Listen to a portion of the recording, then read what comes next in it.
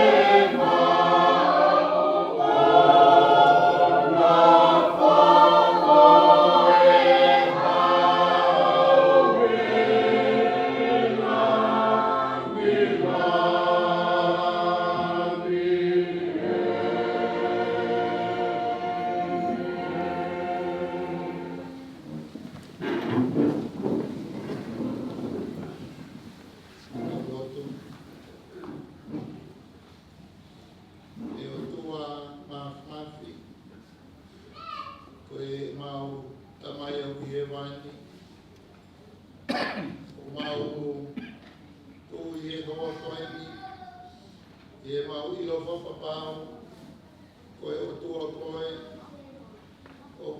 o ai me ko to pe ai mau lunga mo malohi ai langi mo ko ia mo i me ko to langi i mamani me ko to ia a fiona e ho ko ni mau i mau uka mo no ki a fiona ki mui ko toa ai ngahi polo kalama o mau amana ke fai he hoa koeni mau tomu a whaha he hoa koeni he o tua mafi ko koe ho mau o tua ko koe ai mau tamaika ko tamai o mau e ko sisu kalaisi pea ko ke hanga o whakawhainga maari e hoa koeni ke whatata mai e family ai siasi mo kaunga mai en e fotutuba mo palani hao ai a fiona kai ke malawa ke mau tolu ke mau makopusi ke mau whakau ke mau alalawa o whamatalai ai ngai nau pe mo e whai mea whakawhai a fiona maomi e mau tui. O kukeanga whotutu e whiawhikoini. E ki mui e iki ku mawanga atu ki a Fiona. Mau kole o lau mahali e mau ani. Ke ifo mai. Ifo malu e whiohi ku mau whai hoa koini. Amana ke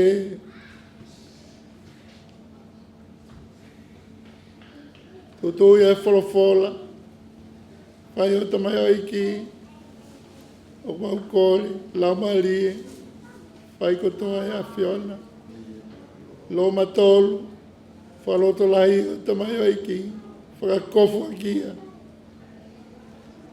ai iwi pa mi he wan,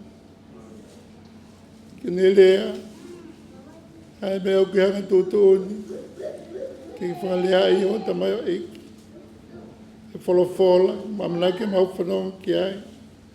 Pe ke whakawa mau loto, e mau ilo. Ko koe o ke lea mai ke teki mau tolu, e hoa koeni. O mau whawhitai. Ko hi ko tau i o whai mai whahau. Ulumotu a, me whanau.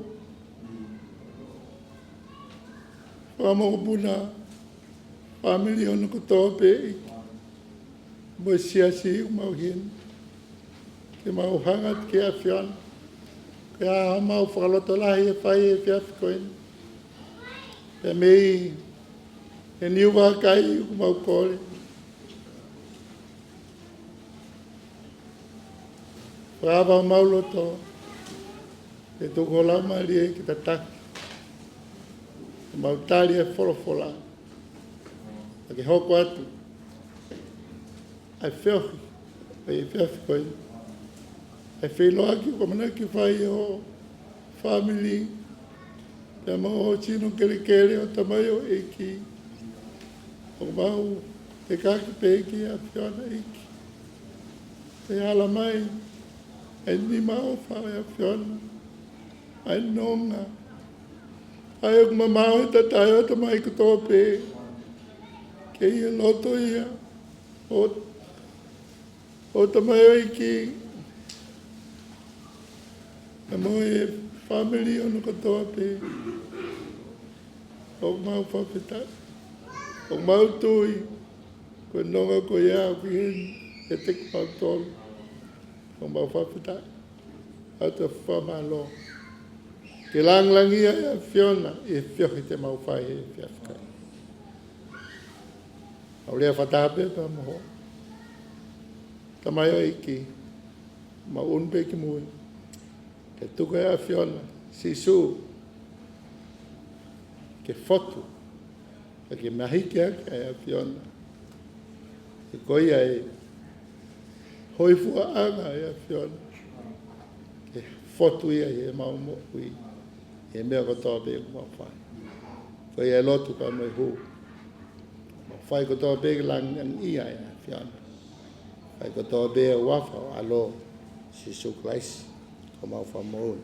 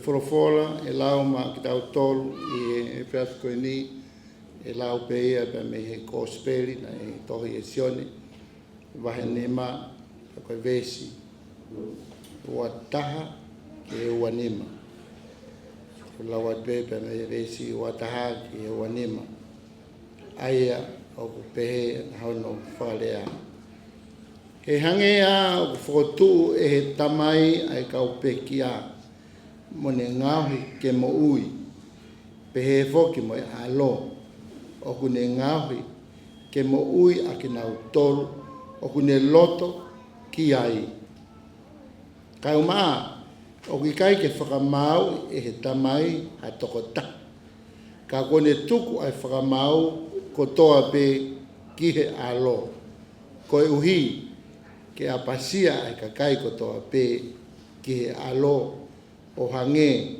ko e nau apasia ki e tamai. Ko ia ki kai ke apasia ki e alo, o ki kai tene apasia ki e tamai na ne whekau mai ia. Ko awe o ko talatu.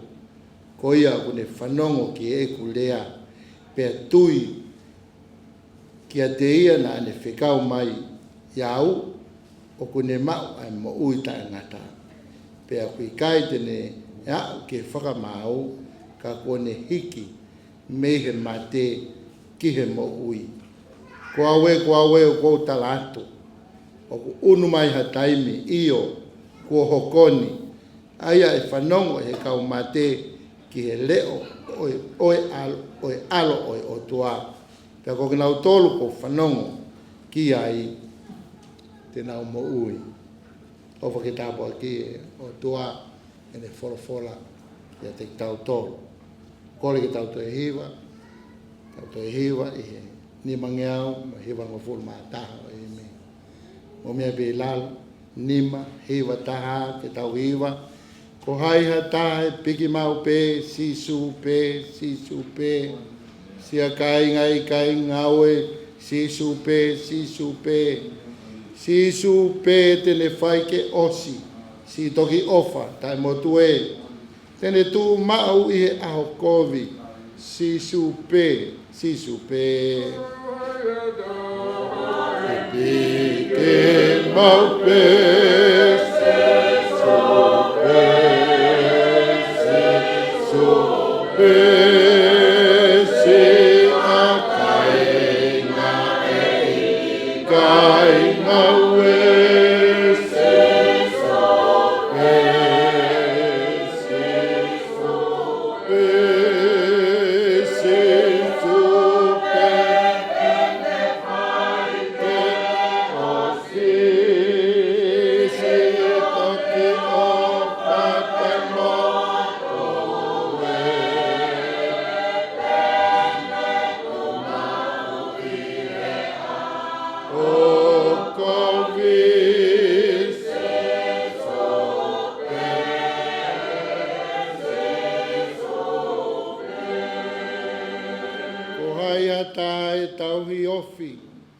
Lafi he whai moi whiri whoki. Ilo ia e tau whawhe kuki, si e tau mei humu e. Ho i ke vai pe kai turi, si su pe. Taha e tau e Iofis.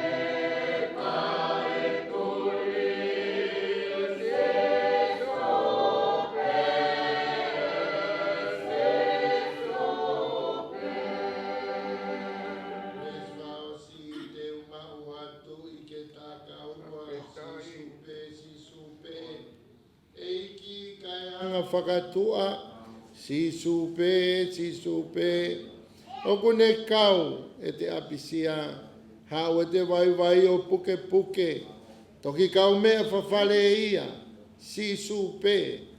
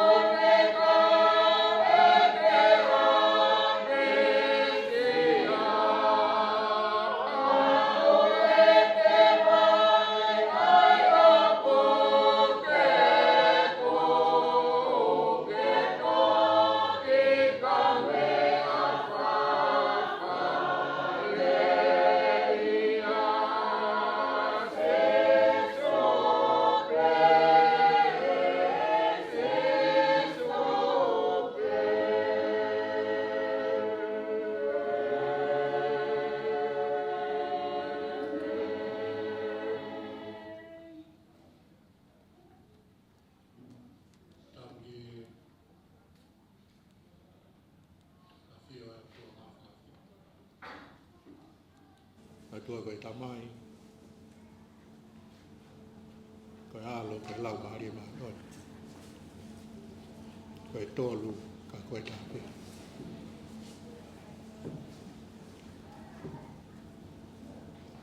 Tāpe e whanau au iki.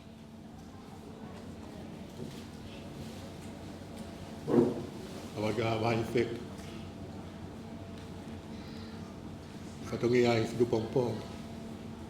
Pegi amatapu.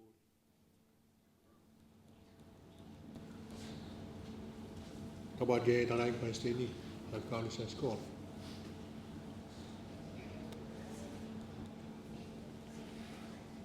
Tabage fahu.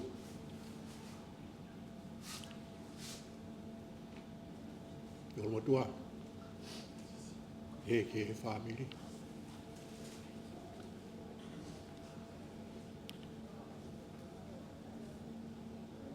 Tawag ye Fekause. Bayo fonua babau. Yami patilisi mapalan.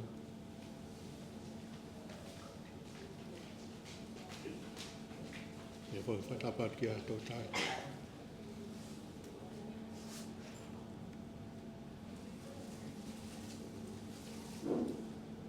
Kawan ke tadi kita bape ke sia-sia kotor.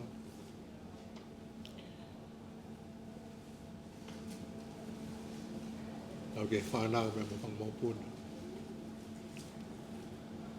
Nama family.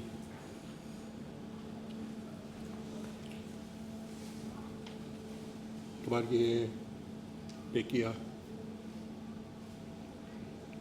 baru tahu lot lah.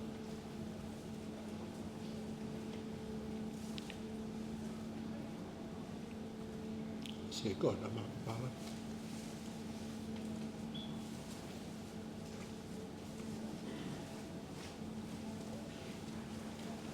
Kata mai, tahu. Tuangan, orang biasa orang biasa, ini, nama kita, kami kan,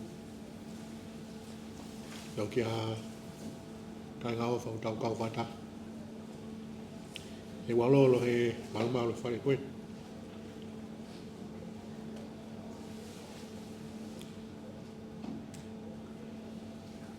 Ông phone họ tao lo cho phi họ phải tay kia tua mà phi ene palani mo ne foto tu le ton ya Hawaii ne ui ai ne sevani ti kene mo Ene tau hena I he fiaf koen ko fai pe tau lotu mo tau fa fetai ke o tua mafi a tua ko ana tau ha ko tua pe me ai e la tua pe tau to fo ki ko tua pe ke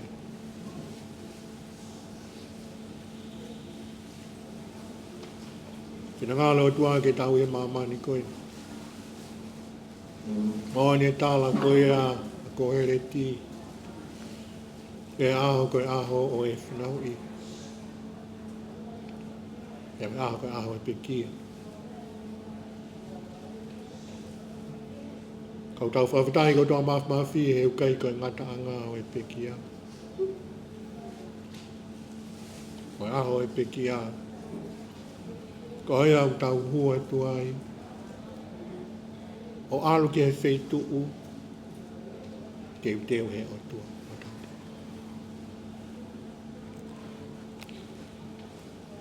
Ko ia neong o taku ko e whei anga mama.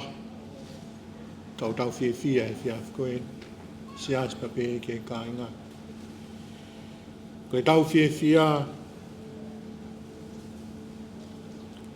ko I kona e vai hala na whātai o tua mai tamai koen.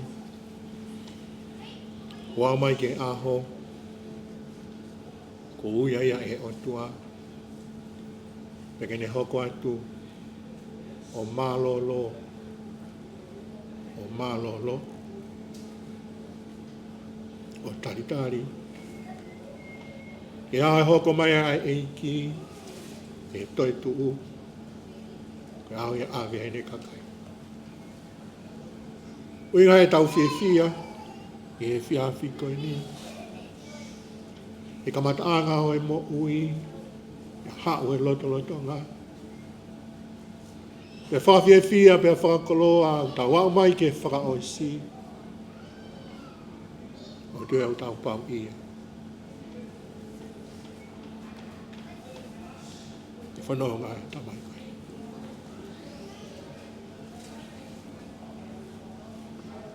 E mo ne tala koe apostolo. Nā ne tau e tau le rei. Koe whakapue nai lama. Koe tui to tonu nā ne puke ki ai ko Sisu Christ.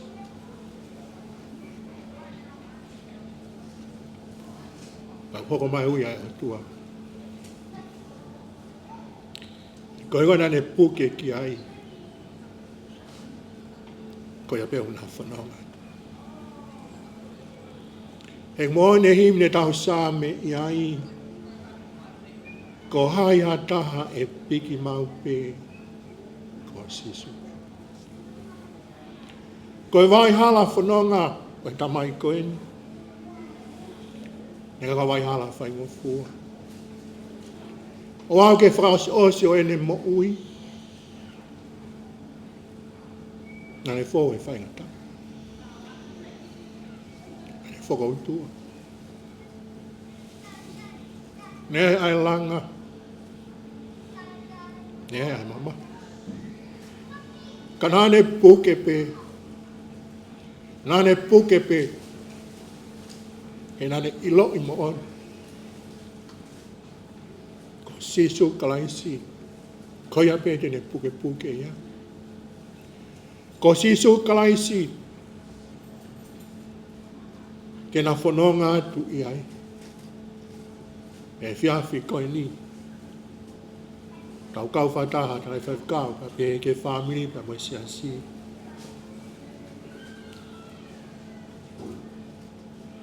Koe pe kia monu ia. Koe mena tala kia sione ke tohi.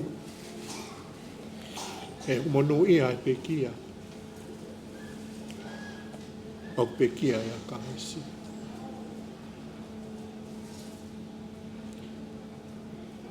Koe whakakoloa ia e se kona.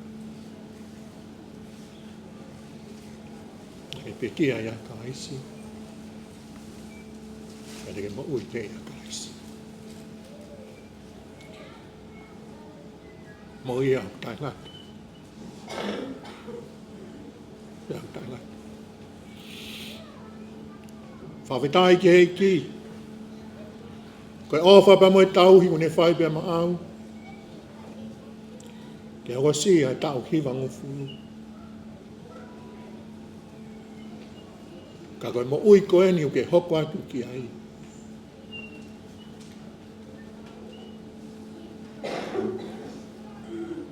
O kai ke toi ngata. Ka mo ui koe.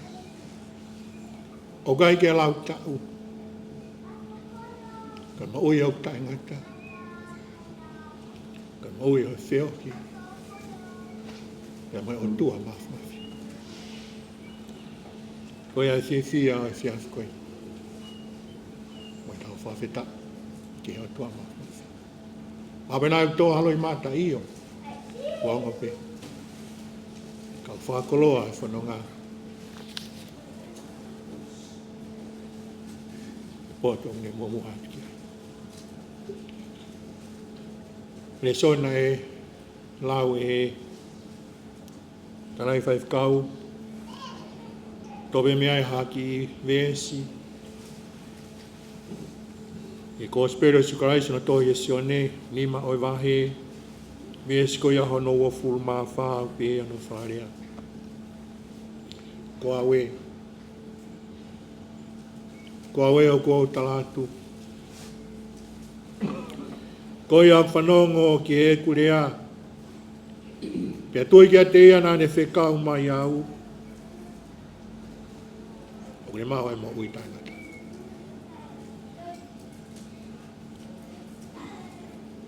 Pia te ne au ki e whakamau. O ne hiki me e mate. Ki e mo.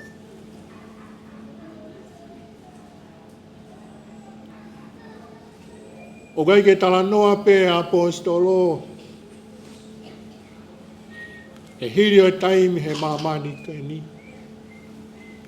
O tala noa apostolo. Ai lolo tonga hoto taimi he mamani kai ni. Lolo tonga hato taimi he mamani ko e ni. Te koe whainga maari anga peia o e tangata, ke whakapapau i hono waa pia moe o tua, ke whakapapau i ai wheitu tene hiku ki ai, hiri. Ai maui he mamani ko e ni.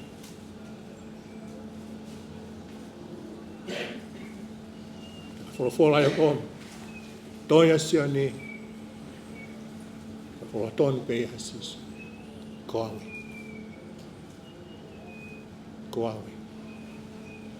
Kodo taha koia ko mo ui tai ngata, tala mai koawe, koawe. Ko tala koia au whanau. O mahuinga e tau whanongo ke wholofola e o tua. Tala mai o ku tupu ai tui me he whanongo, pe o ku whai ai whanongo ko iai e wholofola e o tua.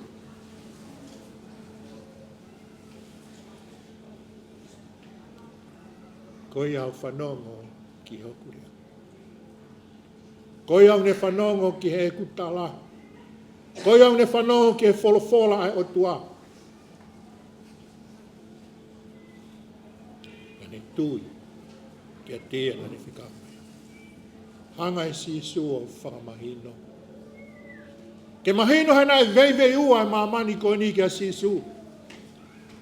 Na tata la e to lahi whakau kau ko sisu ko misaya ko alo ya e o tua. Pia lahi e ngai whauhinga. Pia lahi mai ngai whawhepaki.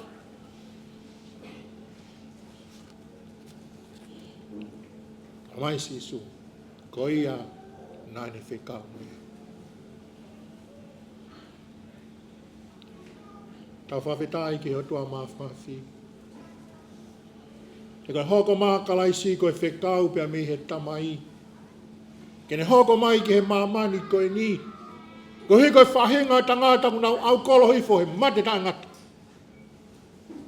E mea koe koe anga.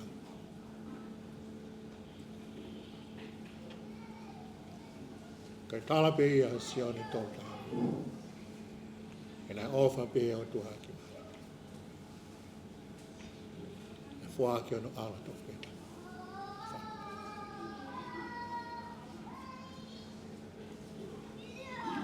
Koe toka ai peki a ko sen kona. O mohoni e tāla e wholofola. Kai ke aha tau whai ke he tau whai amahala ko toa pia. Iyo, nāne mo ua e anga. Kai whawhetai ho tau lau maari e nāne whanongo. Pia ne tui. Ke oto.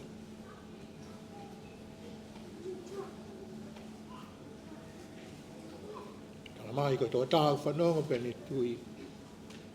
Kei ke nea uia ke wha. Amai a he peru. Ko tūtu oni ke he kakai ke mate tātua tā. Hiri a koe whamau. Amai a pōstolo. I wakurindo ni mā. Te tau e a ko tō pehe ao o tua. O tau ngahi tōonga mo e tau mo ui pena e whewhe. Pena le rei pena ko. O iai e whamau. Te rea nā whakau kau ha taha o ka iaha mea pe o iai e whamau. Paka tō tā ko tā pehe mamani ko ni o ku mau maari e. Alunga ane mo ui mo e mea mau he o tua. Te kau ak me tō tā ko. Mau, ia mea pūri. Tā mai e wholofola nā mua fo i rea papu noa. E wha eke.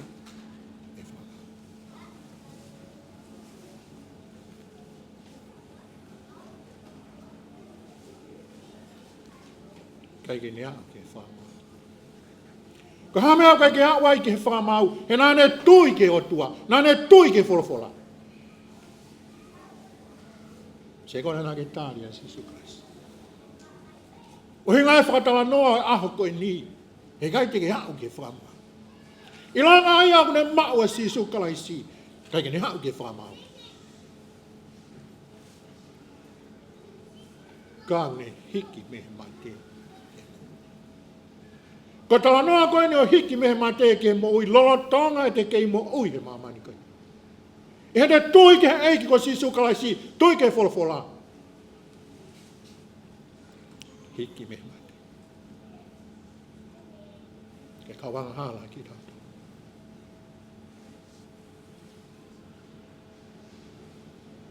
Koe hanga hala koe mate. Koe mate koe motu hia vaa pe moe o tua.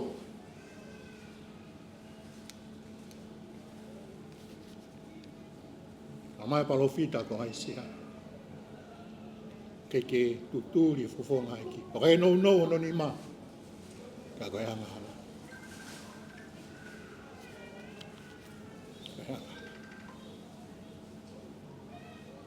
Koe whakakolo aia e tau tū. Ke o tua mo sisu kalaisi. E tau tui ke pe kia nai whae kalaisi. Pe tau tui ke ne toi tū. Pe tau tui ku maa e tau anghala. Tau hiki me maa tēne. Koe toi taha ko ia. Mone maua kalaisi. Lo tonga ne ke maa whainga maari oi moi. Hiki me maa te ke mo. Koe mo uia ane awhi. Hiki. Tama mai ua korintoa vai ni ma ve stafi tu. Koe ne ia kalaisi hata. Koe maa tuak whatu fo. More ngai mea. Koe more ngai mea ono aho koe hiki ia. Pea mehe mate. Lo tonga tau nofo ia ngala. Tau nofo pehe mate. Ahe tau tui. Tau tāria kalaisi. Tau hiki. Tau hiki mehe mate. Kie mo. Whai ai pehe tau whanonga. O tau nofo he mo ui. O tau inu he vai mo ui. O tau tai he mao he mo ui. Tai ni kata. O au ke aho. E hoko mai ai ui ai. Tama ea taha ia he mamani koe ni. Tene kalo pe mea. Koe vai hala whanonga ko pau ke whaua e tangata ma mwe whiwhine. Rea me whapapala. Meu si whaua kei se sekota. Te ao eni o sekona. Ia iho aho. Ia iho aho. Koe wholofola e whiafko ni o tuki mono nofu ke te tau tolu. Ai mahu inga. Lolo tonga e tau whainga maari e he mamani ko ni. Oi mo ui. Tau tui pe tau tāri a Jesu Christ. Nā rea kou whai. Koe whakola anga ia o e tau wharata mai e poko ni. Koe hawei vei ua. Koe whailona e whai tangata iskei taria ne po. Ai pau ia. Ai pau ia ai mo ui e tangata i koe ni seko. Me kahana toi manako. Nane manako e sāme te au. Koe sāme peo e whawhita. Koe sāme peo e whahikiki. Rea mai a se kona tau huhono ngai mata pā e whawhita. Huhono ngai loto āmongo iwa. Sani bea o.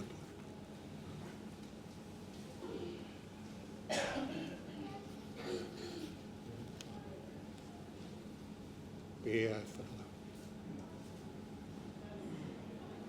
Te whai mai ai whanonga. Whai mai ai whanonga. O a mai ki hono ui e o tua. E whawhita. Me maa e mo i te ngata.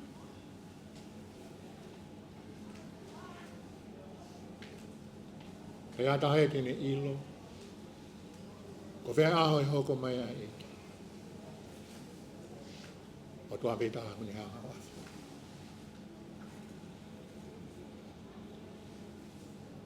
Koe kai nau hiki me mamani koe ni.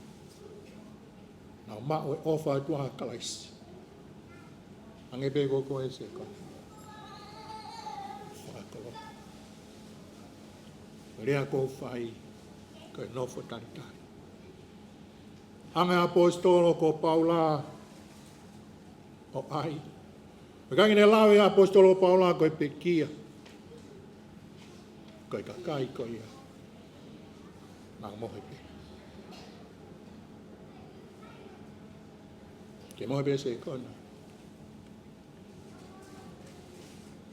o tata. Nā ke maa uha kalaisi. Tāri ke ao e hoko mai a eiki. Ke ao e hoko mai au mia ia sino whakalangi ko, sino toi tu. Te kai tala ia e wholofula.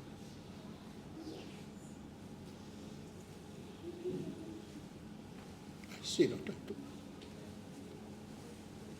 Sino toi tu hanko, sino toi tu na oange kia kalaisi. E fuakia e o tua. Ke toi tā ko toi pēngi. Tāri a kia ni.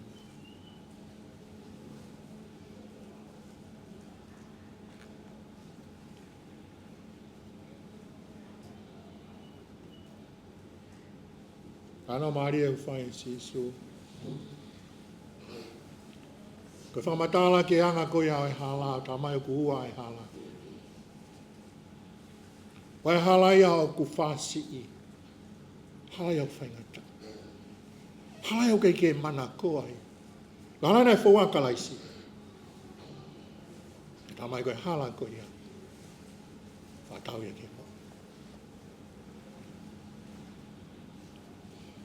Wai mai hala ia, ta mai whala, whaingo fua.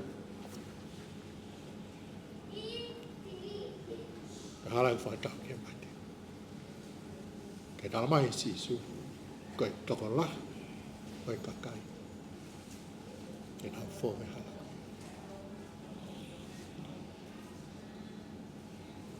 O mahuinga ke whakapapau i. Ai hala. Ke fōia. He kai te ke hiki me māmani ko ni pa toki whai ai ho o whiri i kai. E whai ho o whiri, o la tonga pe ho kei māwai.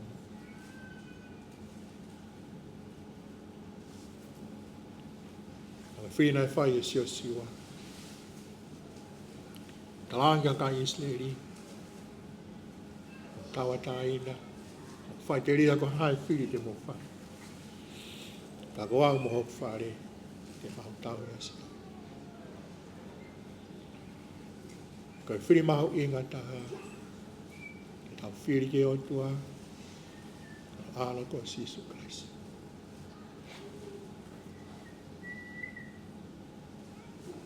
Ko ia be ko e hala, ko ia be mo oi, ia ko ia be hai. Tai ke tua mafi.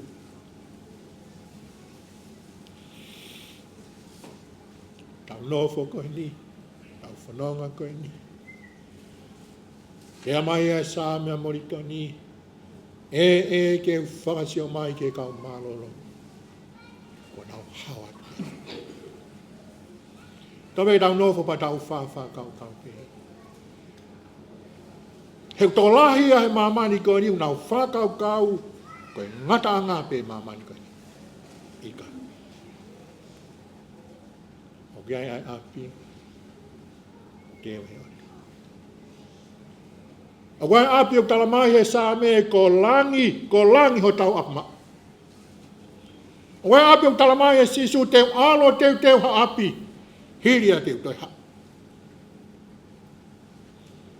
Ke maki.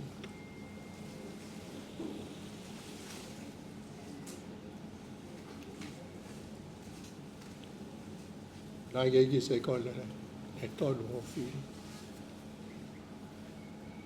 Nā ke whiri ki eiki. Te ke mawai api.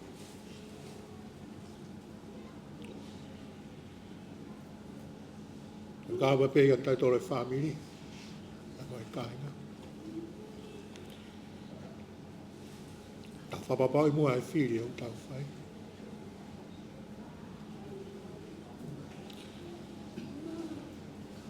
Filipe ki a kais.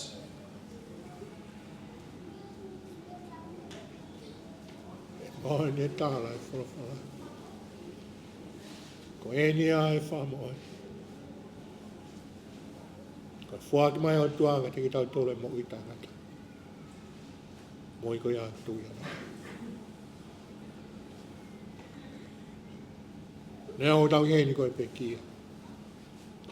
O kai ke tau tala noa pe kia. O kai ke tau tala noa mate ki tau tolu. He tau whanonga pe tau whanau nao pe ki he mo hui. Nā wahe ka se koe. Toi en ki tau tau.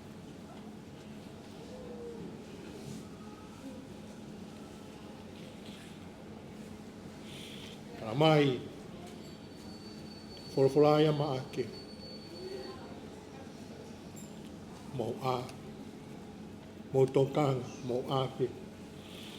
Kei te mo ilo, pe whakaku hana te. Ka venga e sasto kai kolohe tau koe. Koe tau peo re o o ti ton. Koe sasto kai kolohe.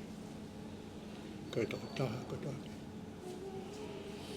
Maunga e tau re o. Maunga e tau lo tu. Maunga e tau nofo ki e o tua. Maunga e tau tokanga ki e ne whorofo. Whanongo, tui, e tau whai ke wholofola.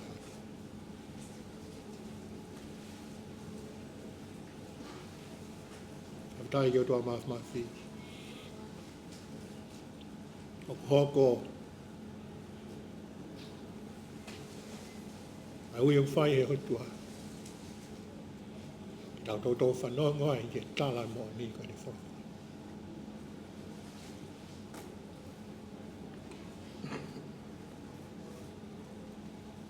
Maui ngā pitoi. O e whanongo pē, kai whaikia. E whātātā e Sisu. O whanongo ke wholofola pe kai ke whaikia ai. E tānoa ia ke langa.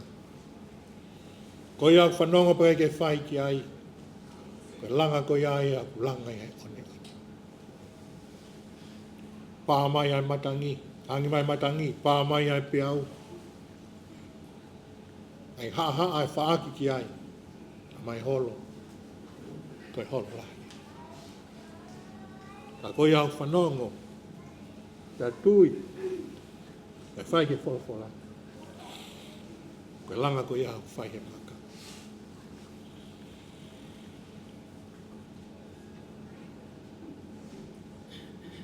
Koe langa koe ai ke holo. Lea ngoe whaaki. Nai mea o eni taimi. Whainga taa pe moe mamahi whakatanga. E kei tū mau. A ke pau o langa. E moane tāla apostolo. Ka lau ke makatunga.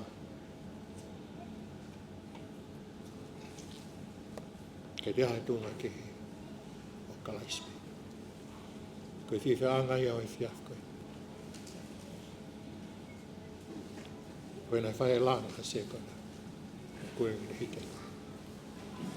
Hau tanai ki o tua mawhi. Na mwe whiaf koe ni. Kau tai whamana tua. Ko awe. Ko awe a kua tala. Ko iau ne whanong ki e kure ape a tui ki a te ia na ne whekau mai au. E mau e moi tangata. Ko i ne au ki e whamau. Ne hiki mehe mate.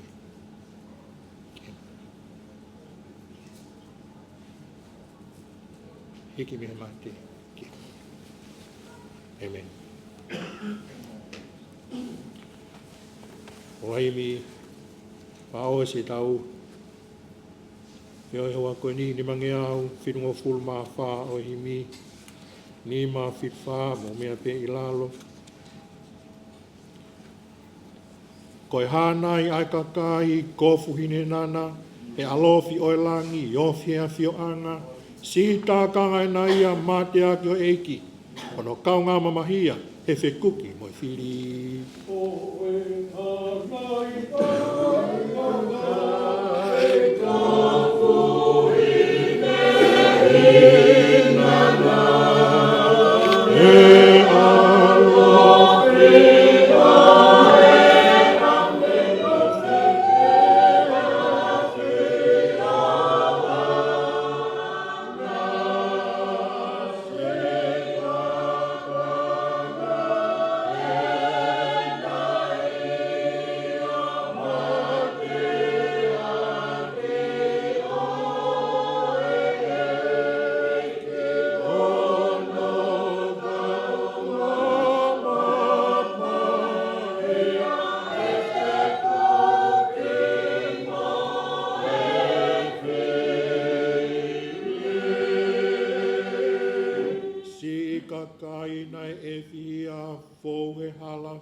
fitaa.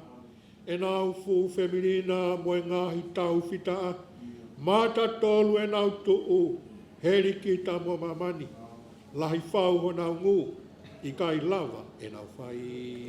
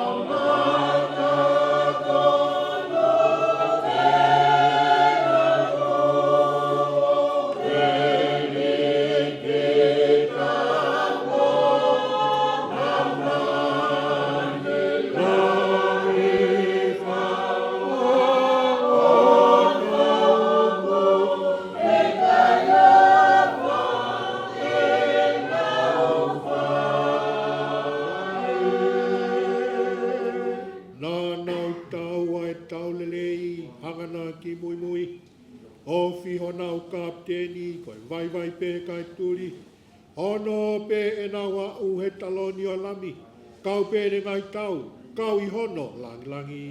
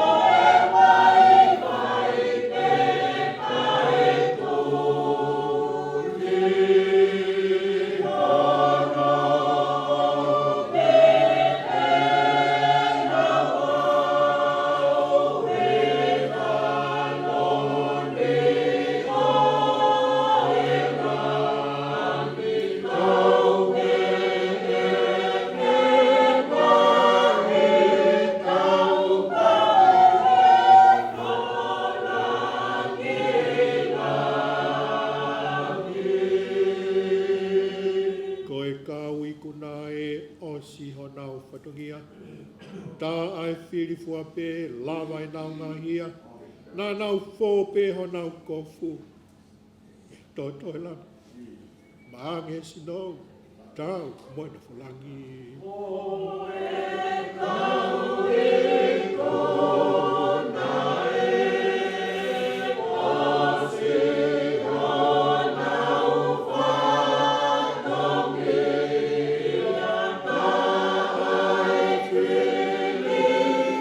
Ta ai whili fua pe.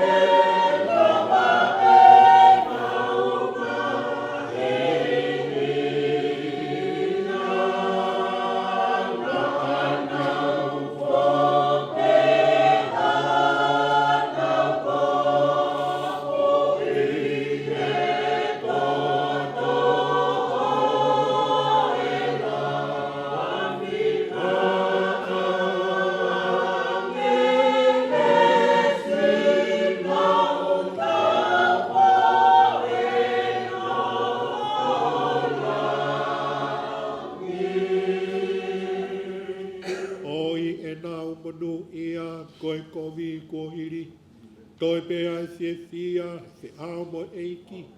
Whai eia ho nau whawhanga, tu whai nau whukoloa. Holo ho nau loi mata, whakainu ki waiola. O i e nau mono ia koe kopi kohi.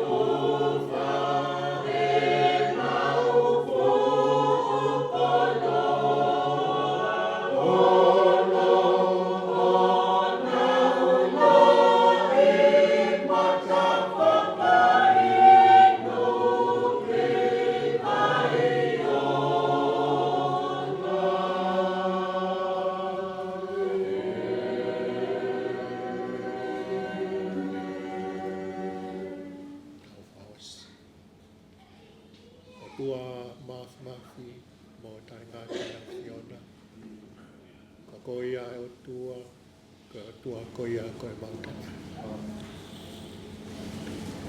Ko koia o tua haku ofa mo oni a mato.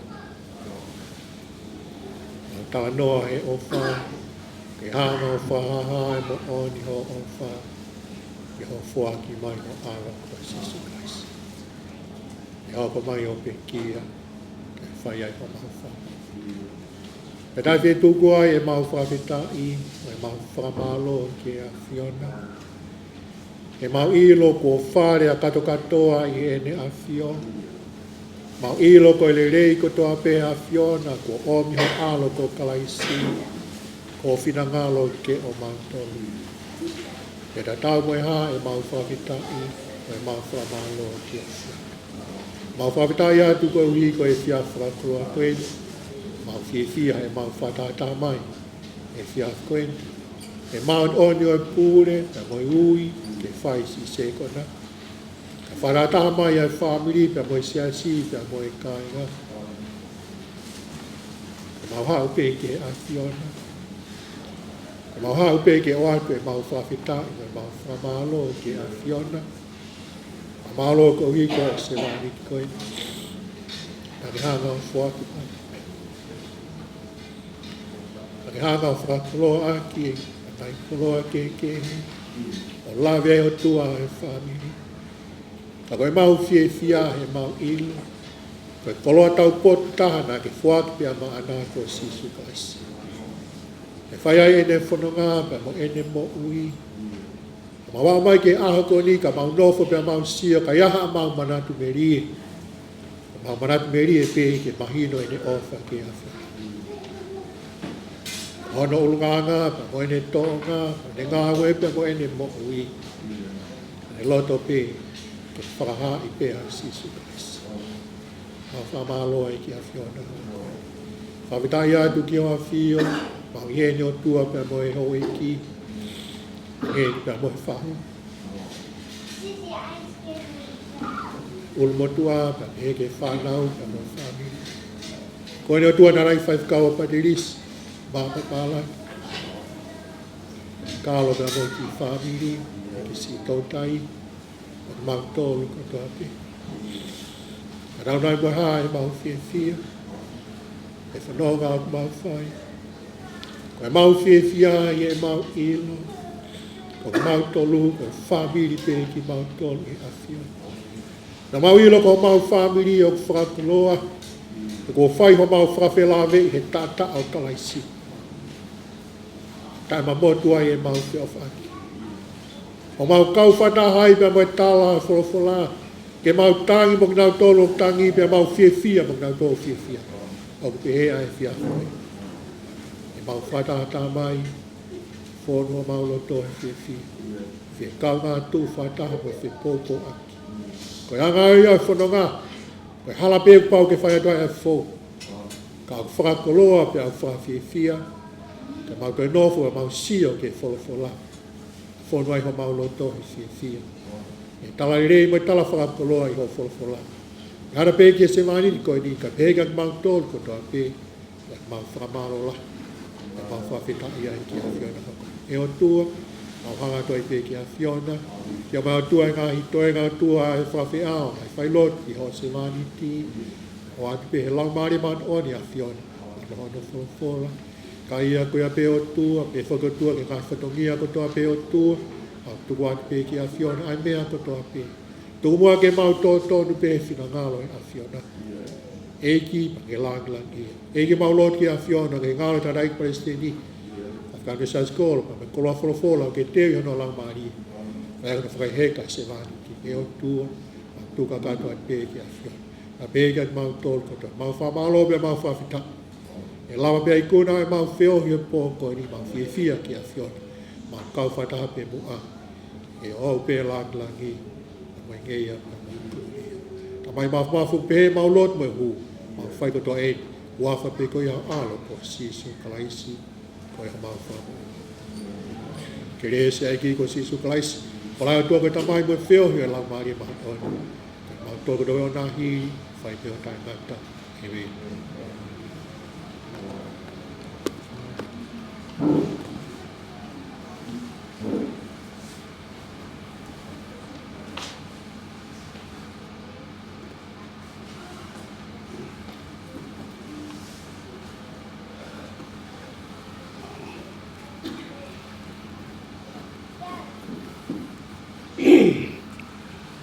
Tapu ki he awhia atua mafi.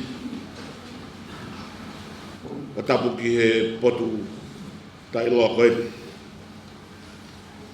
Mun pe laua e whawhawā koe kua potu ke heni. Kua potu pēni ko whātāhe o tua. Ki tau whanātaha mai whae tau. Whawhia ngai mamahi e whiawhini. Tapu e whanau e mapuna hau eiki. Tapu ki a whatonga whitu pongpong moha matapure. Tapu ki whaiwhikau sea, wahe whanua. Ka maa haa whakaolunga tonga. Tapu ki he whahu. Tapu ki he pekia o kune kei e epa iho tau loto tonga. Patapu atu ki he whaiwhikau sea, wa whanua wapau. Isa. Koe whohau e pekia. Paterisi. Mapalang. Tapa nuka sia di bapa palang. Kama e rida. Toa ngai whanau. Asiwa pa mo wang na kei mo uipe. Tapa nuka whanau ngai mga puna. Kataka te au. Ke whahabu atu hawhakamalo. Whawhikau sea, ka ngā whawhikau. Whawhikai atu ai whamiri. Koa whawhawa ko mo tuku mai. Neo tau haa e whaingata ia. Tau hange hape au whasitanunu. Ai whaingata he loto whareni. Ka tau mehe aho na hoku mai e whaingata mo tautu ua hoku loto whare he ngahi lotu. Ta mo tāpu aki. Te ulau kawai pe mo e whamiri tai loto. Kau kawoa loto whare e whamirini. He tuku tāpu aki nā mō whai. Tau mōne tala noa o kai aungai loto ia ki he pekia. O hange ko hiwa ka ure ka lautu e whasāpate. O bua nā mūtangi ko hinga ko au. Aia ko tatau ia ko whai he pekia se kona he aho ko nika ki tau tolu whamiri. O te tau tangi ko hiko se kona.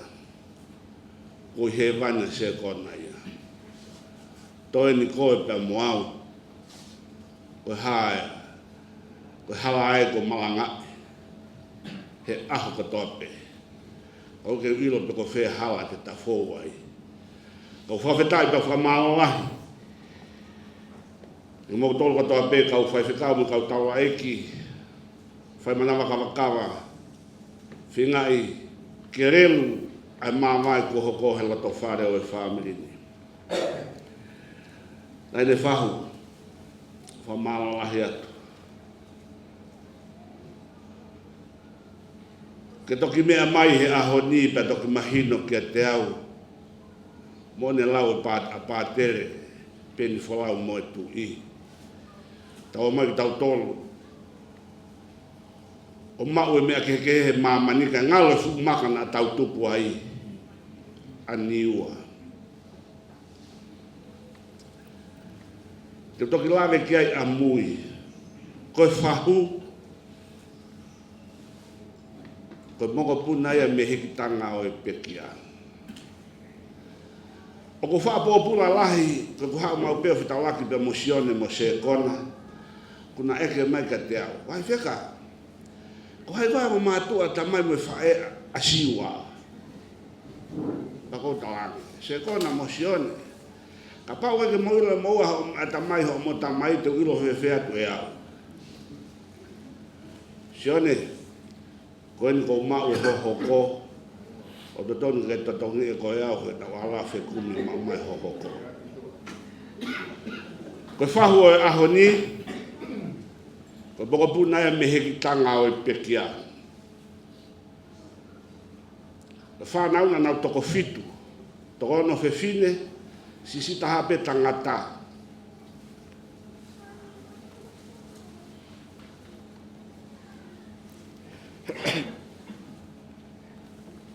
Tangata wate soni. Wate soni e.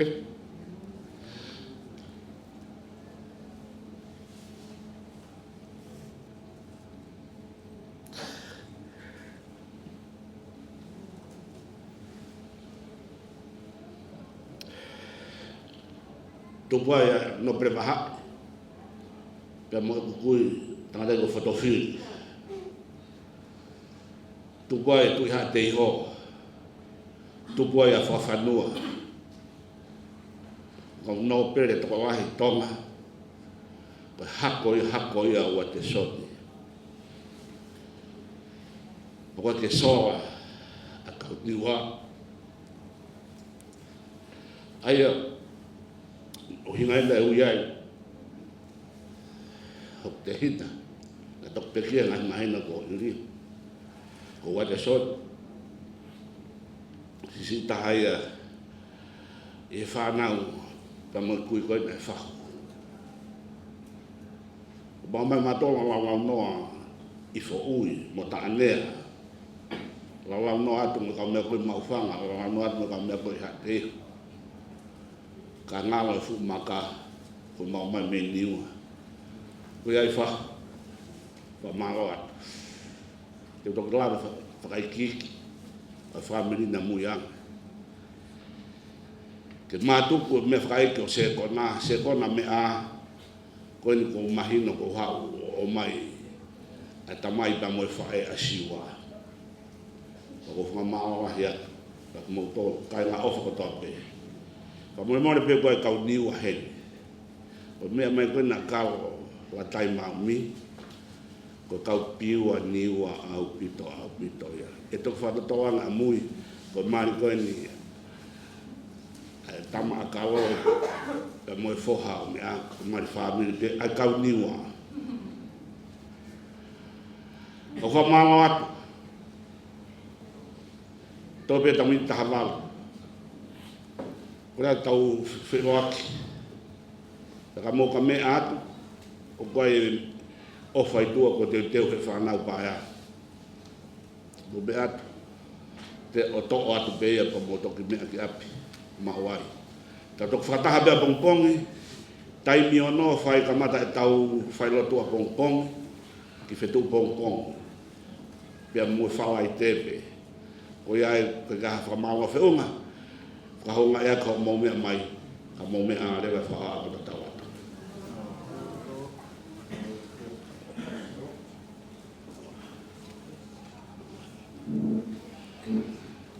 Ata ai whiroa ki he taimini. Tō pe tau mita whi taimini. O ngata koe wāngu, tau osi ki he wāngu. Taimi lahi pe.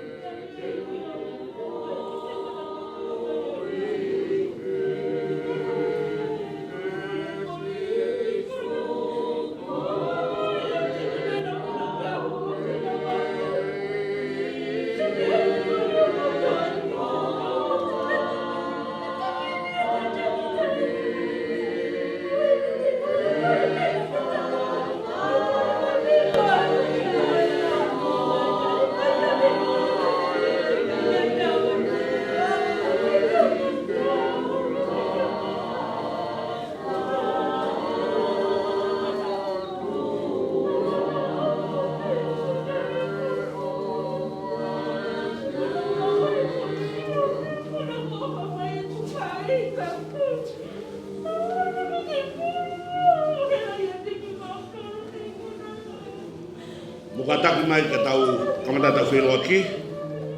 Wa pepe tau taimi.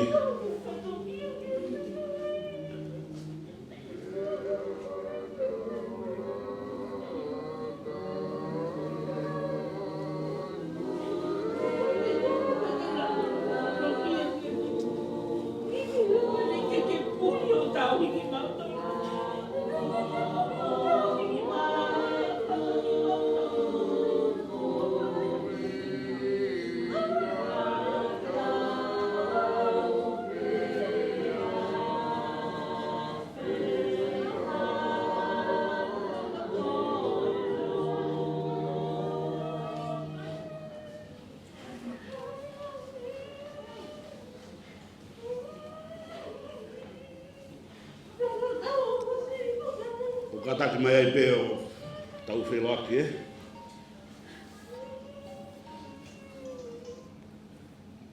O hiwe hiwa mai ai peo.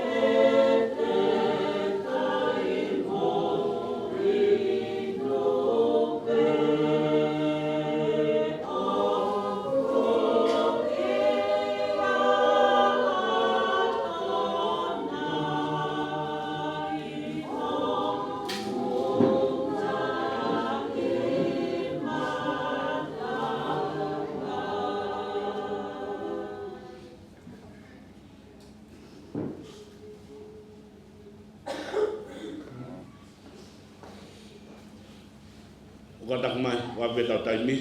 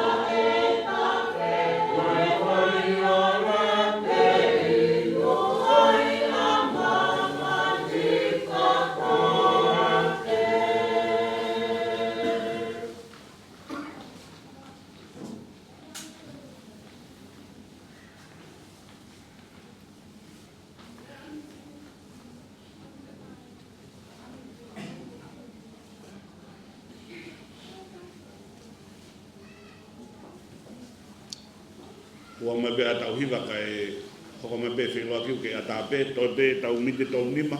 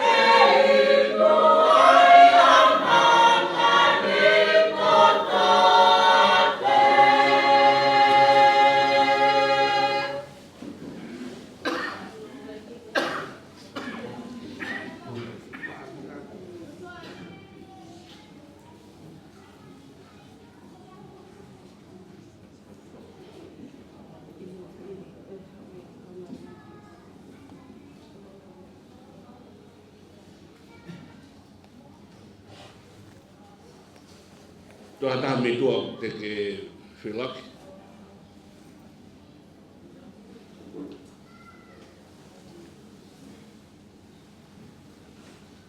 Sai fe ungai. Oh.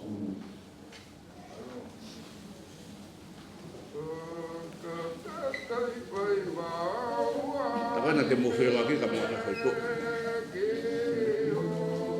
Oh mai.